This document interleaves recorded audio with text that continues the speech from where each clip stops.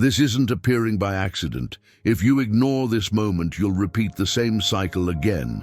But if you stay, something in your life is about to realign. What if the worst phase of your life isn't a breakdown, but a setup? What if the exhaustion, the confusion, the quiet despair you've been carrying aren't signs that you're failing, but signals that something old inside you is dying so something stronger can take its place? Most people think growth feels empowering, but real transformation feels disorienting first. It strips you of certainty, motivation, and even identity before it gives you meaning. That's why so many people quit right before the comeback begins. Carl Jung believed that when life pulls you into darkness, it's not to punish you, it's to prepare you. Pain, loss, and inner chaos aren't obstacles on your path. They are the path. And if you're here right now, it means your psyche is already moving toward healing, resilience, and awakening, whether you understand it yet or not.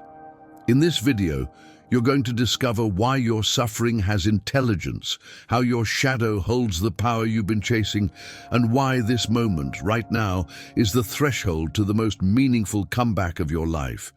You don't need more motivation, you need clarity. And once you see what's really happening beneath the surface, you'll never look at your pain the same way again. You think you're falling apart, but look closer, you're being summoned. What you call collapse is life tapping you on the shoulder, then shaking you awake. This moment feels like loss, yet it's loaded with transformation. Every great comeback starts with something breaking that no longer fits. Right now, resilience is being forged where comfort used to live. You weren't meant to stay small, safe, or asleep. That inner tension you feel is consciousness expanding. Healing rarely arrives quietly, it usually kicks the door in. And deep down, you know this suffering isn't random. It's purposeful, even if it hurts to admit it. Think of a forest fire. It looks like destruction, but it clears the ground for rebirth. Your life is doing the same thing, burning away what's dead. Old identities, outdated dreams, borrowed beliefs. Gone. This is awakening disguised as chaos. Most people numb themselves here. You're still listening. That's strength, even if you don't feel strong yet. Meaning always shows up after the collapse, never before. The pain is asking you to pay attention, not give up. Shadow work begins the moment you stop running from discomfort, and suddenly healing doesn't feel abstract anymore. It feels urgent. Let me make this practical for you. When everything feels unstable, simplify your days on purpose. Wake up, make your bed, take a quiet walk without your phone. Read 10 pages of something grounding. Man's search for meaning works wonders. Write one honest page about what you're afraid of losing. These small acts rebuild inner order while the outer world shakes. They train resilience when motivation disappears. You're not fixing your whole life, you're stabilizing your core. That's how transformation becomes manageable. That's how suffering turns into direction. Here's the paradox most people miss. Collapse is selective. Only what's false actually falls apart. What's real bends, but it doesn't break. Your values, your intuition, your capacity for growth, they're still intact. This is where consciousness sharpens. You start seeing who drains you and what nourishes you. You stop chasing noise and start listening for meaning. That's rebirth starting quietly in the background. And yes, it's uncomfortable, but it's honest. Honesty is the first sign of real healing. So if your life feels like it's under construction, good.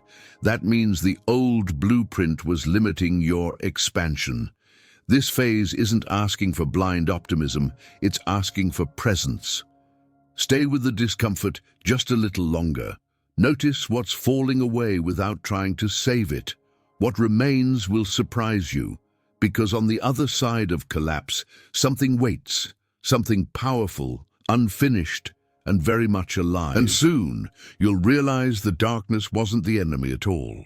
It was the doorway, leading straight into your shadow. You've been taught to avoid pain like it's a mistake, a flaw, a sign you did something wrong. But Carl Jung saw it differently. Pain isn't an error in the system, it is the system at work. It's the pressure that turns raw carbon into something unbreakable.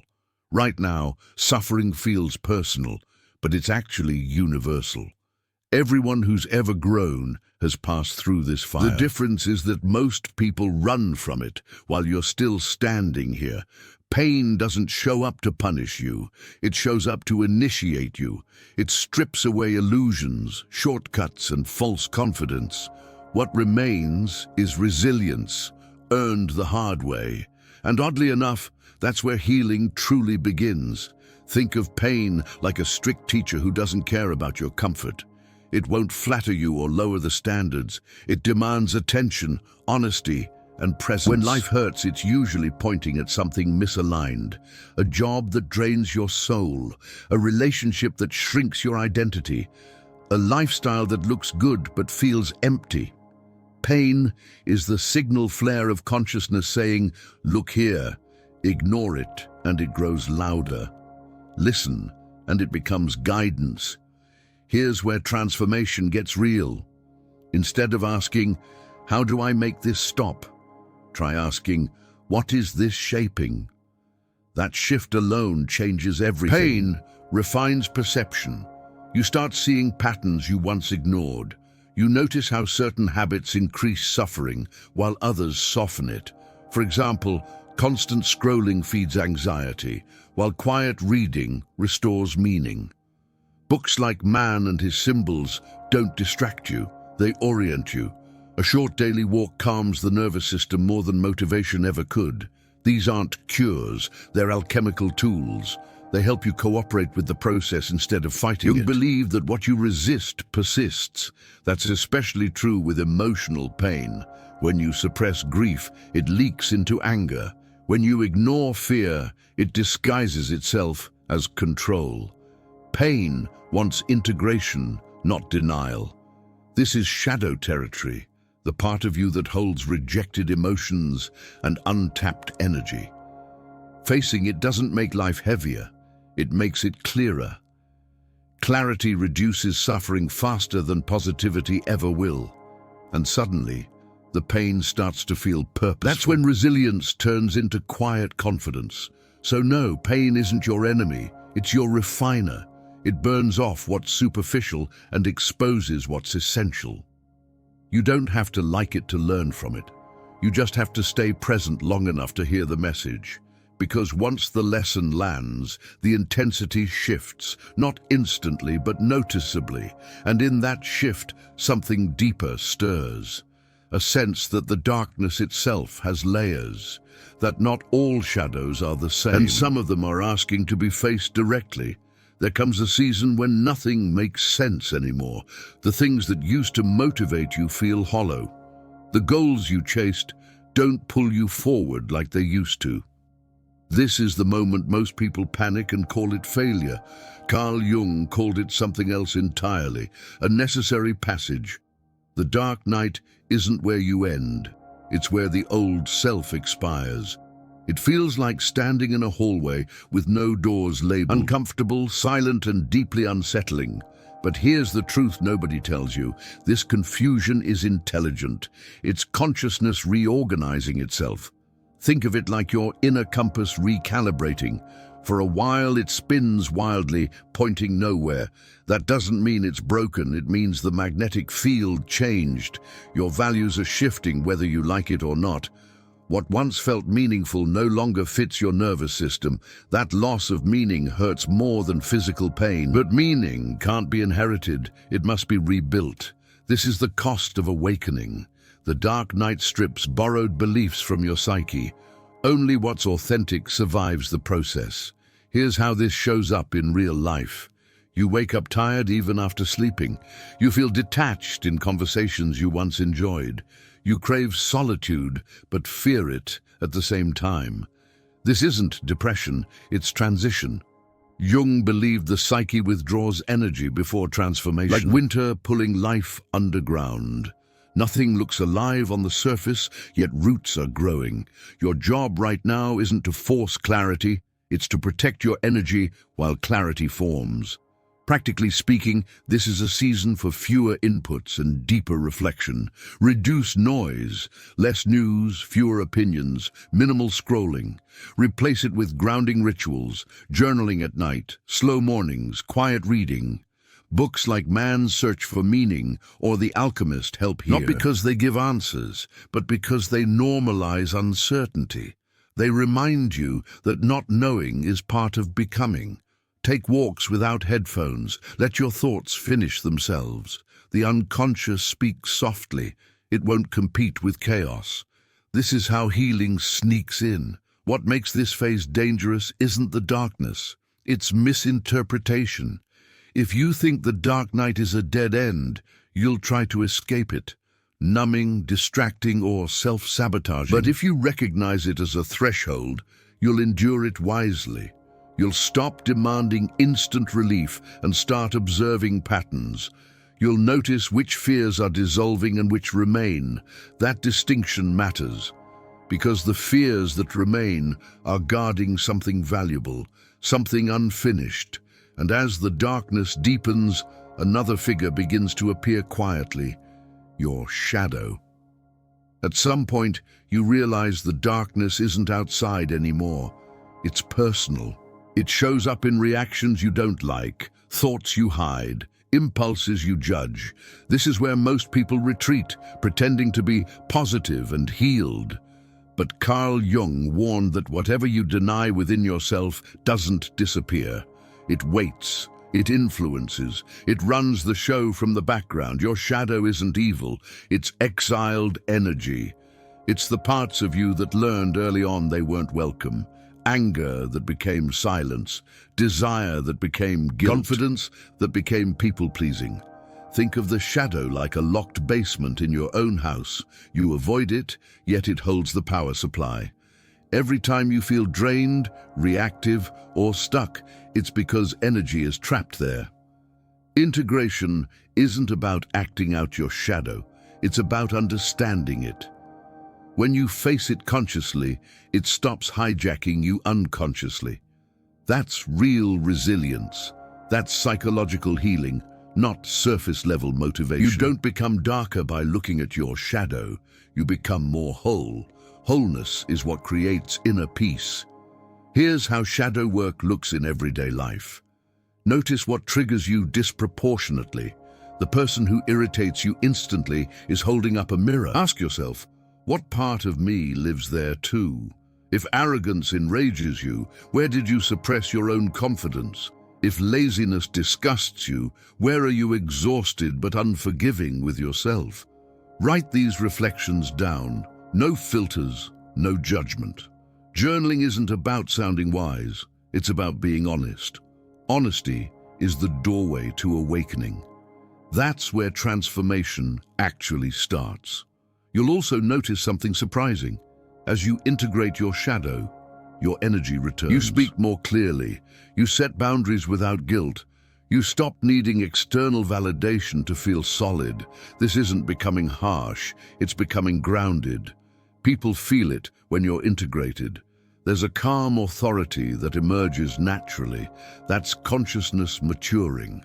That's meaning replacing chaos. But here's the twist. Once you reclaim your shadow, you outgrow old structures fast. Certain relationships feel misaligned. Old ambitions lose their grip. You start craving a life built on truth, not performance. That can feel destabilizing at first, because now you're strong enough to walk away from what's familiar.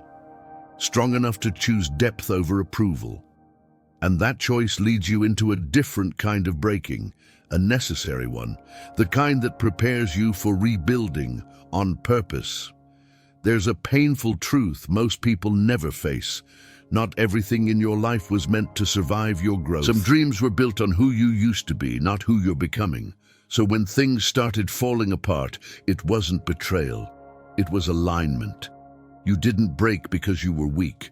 You broke because you outgrew the structure holding you. Like a snake shedding skin, staying intact would have meant suffocation. Resilience isn't about staying the same under pressure. It's about allowing the old form to crack so a stronger one can emerge. This is how real transformation announces itself. Quietly at first, then all at once. Think of your life like a building with faulty foundations. From the outside, it looked fine, productive, stable, even successful. But inside, the cracks were spreading. Ignoring them would have meant collapse later, far more violently. So life intervened early. A loss, a burnout, a heartbreak, a deep exhaustion you couldn't push through. That wasn't bad luck. It was an interruption with purpose.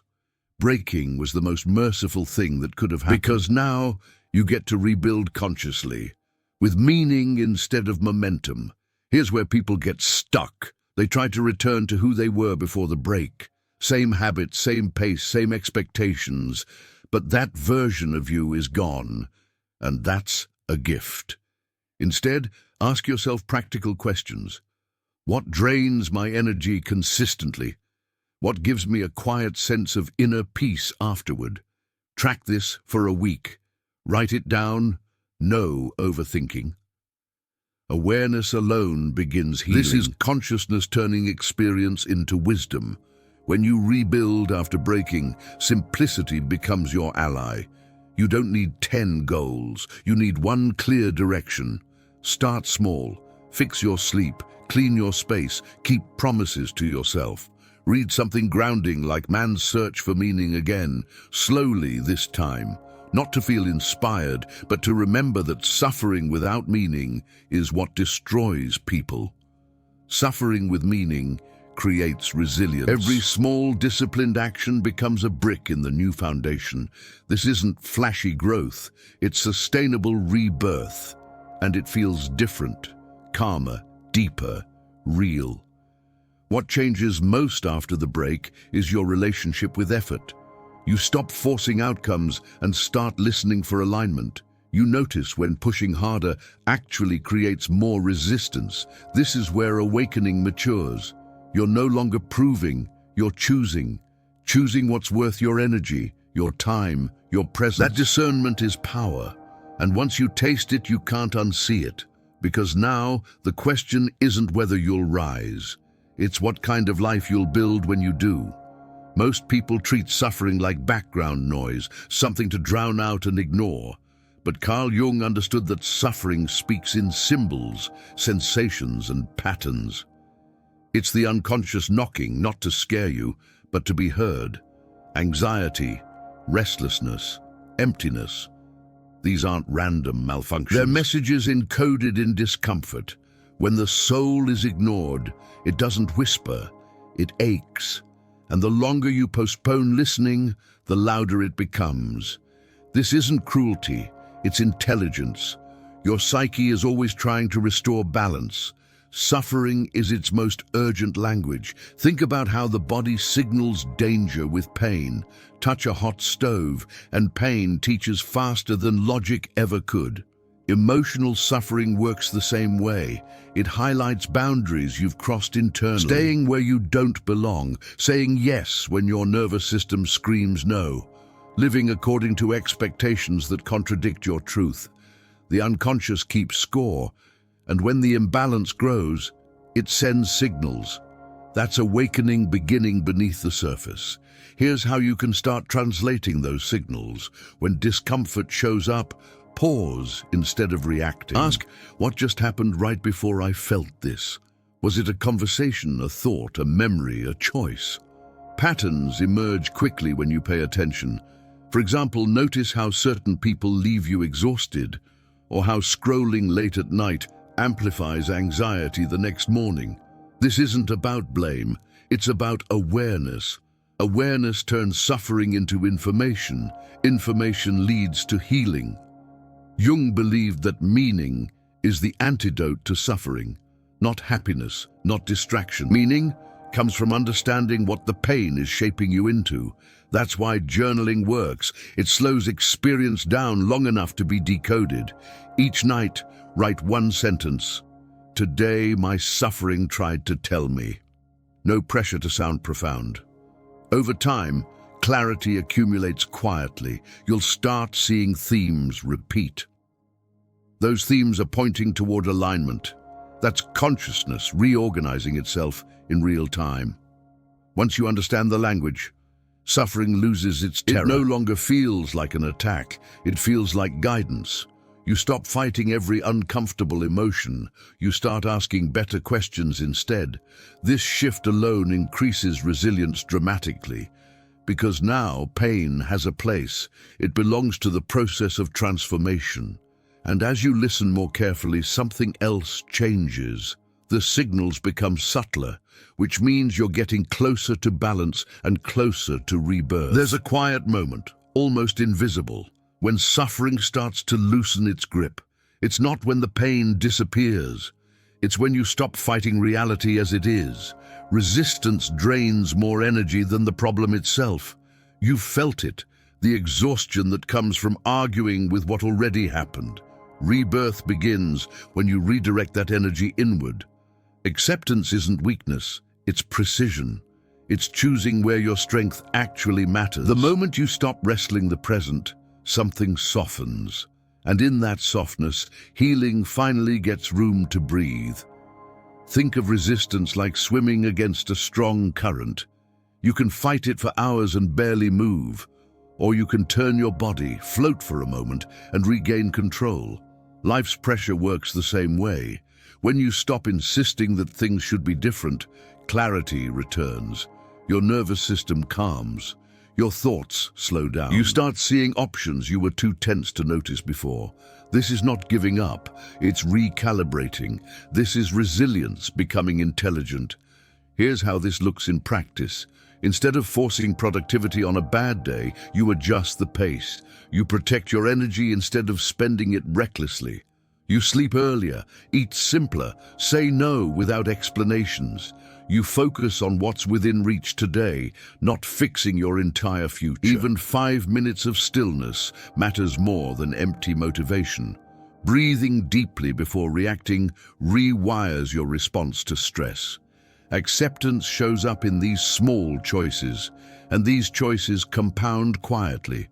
That's how rebirth sneaks in.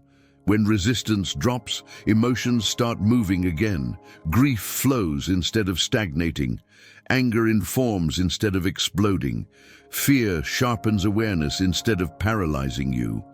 You stop labeling emotions as good or bad. You treat them like messengers passing through. This alone restores inner peace faster than any affirmation. Peace doesn't come from control. It comes from allowance, from letting experience complete itself. That's consciousness trusting the process. What surprises most people is what comes next. When you stop resisting pain, it stops needing to shout. The intensity decreases, not because life got easier, but because you got aligned. You feel lighter without changing your circumstances. That's a sign of transformation underway. You're no longer at war with yourself, and once that war ends, energy becomes available. Energy for vision, energy for choice, energy for becoming someone new, someone who's no longer lost, just in transition.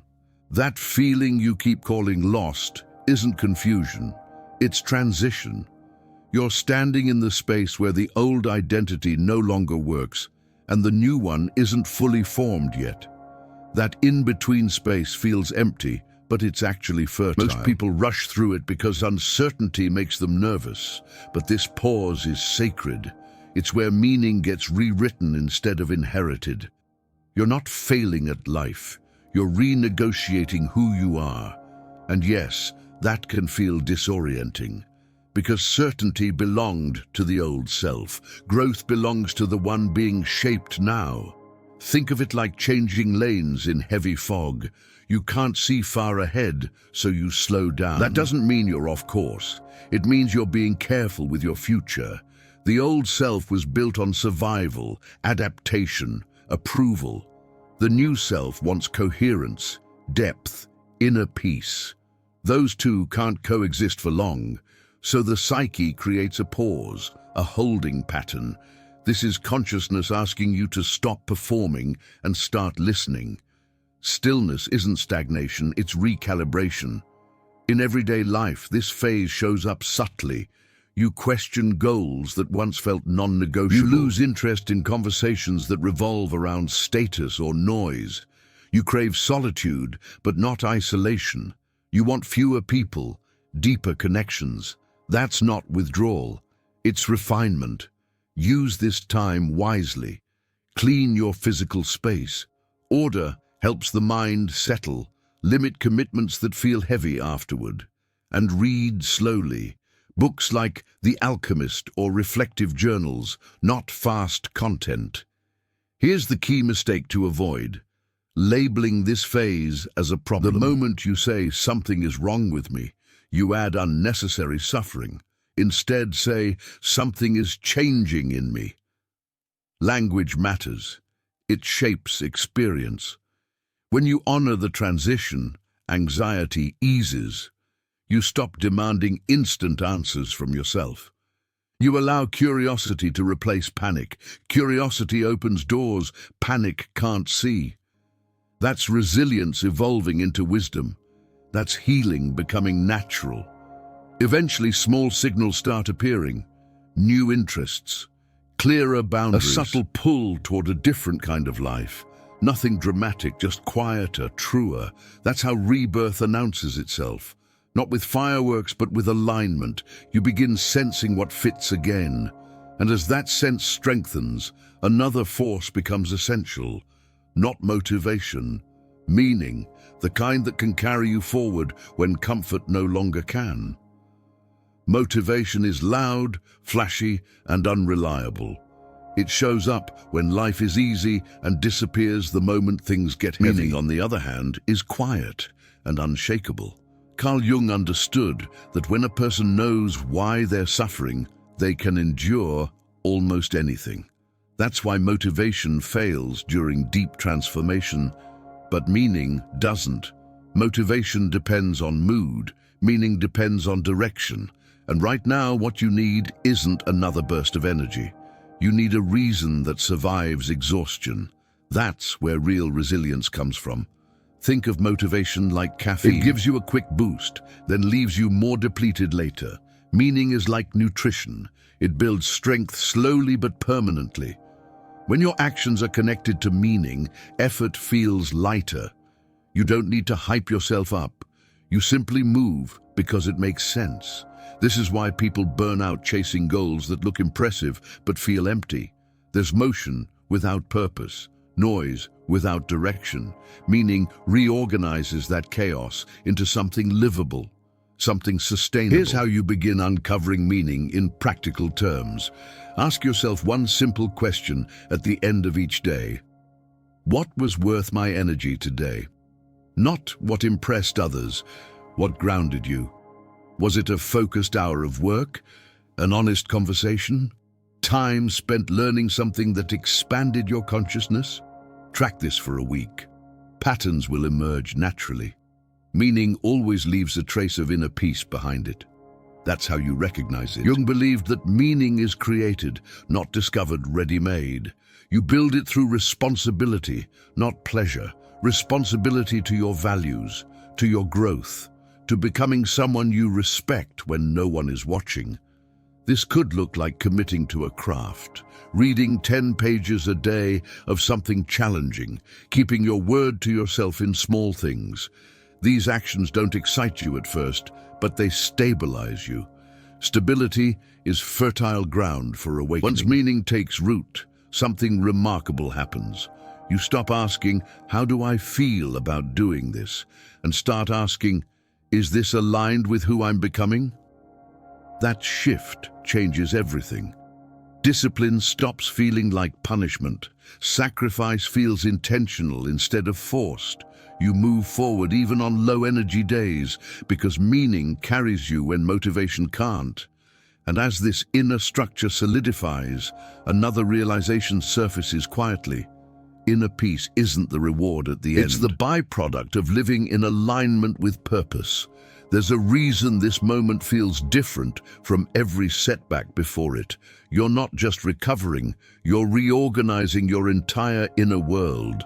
This isn't about returning to who you were when things felt easier. That version of you was built for a smaller life. What's happening now is preparation, not delay.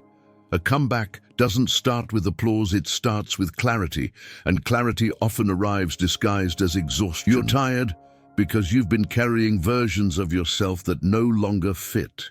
Letting them go creates space. Space is where transformation takes its first breath.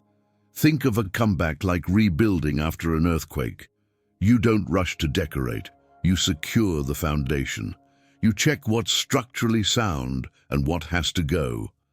Right now, life is doing that assessment for you. Your values are being stress tested. Your habits are being questioned. Your tolerance for misalignment is shrinking. That's not weakness, it's consciousness sharpening. You're becoming less flexible with what harms you and more intentional with what heals you. Here's how you participate actively in this comeback.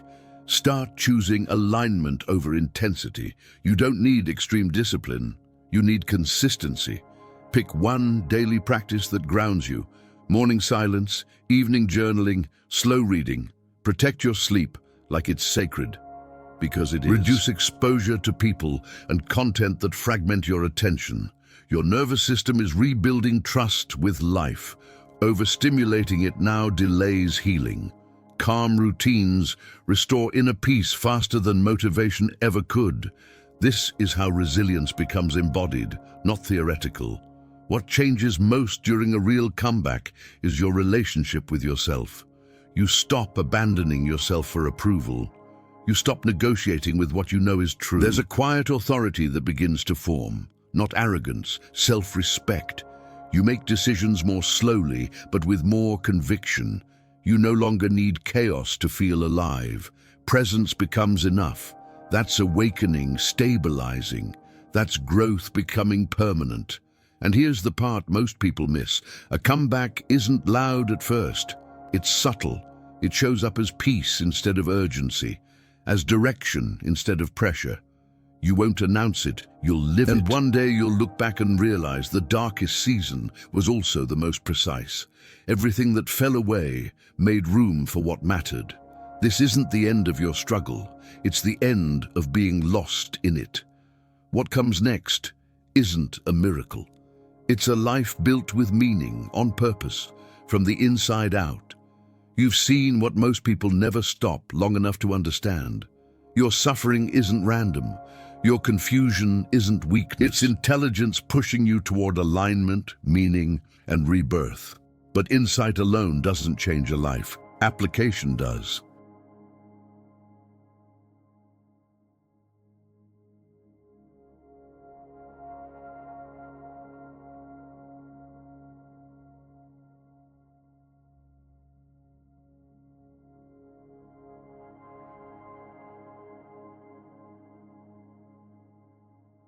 So here's the real question. What are you going to do with what you now see? Will you keep numbing the signals your inner world is sending? Or will you start listening through your habits, your boundaries, your daily choices? What would change if you treated your pain as guidance instead of a curse? If you honored your energy, simplified your life, and built meaning one decision at a time? Your comeback doesn't require perfection, just honesty and consistency. This is your invitation to act differently today. Choose one practice you learned here and apply it for the next 7 days. Not dramatically, not publicly, quietly. That's how real transformation begins, when no one is watching. And if this message resonated, it's because something in you is already ready to move forward. If you want to keep going deeper into psychology, consciousness, and inner transformation, subscribe to Mind's Silent Echo and turn on notifications. This channel exists for moments exactly like this, when you're ready to stop surviving and start rebuilding with meaning.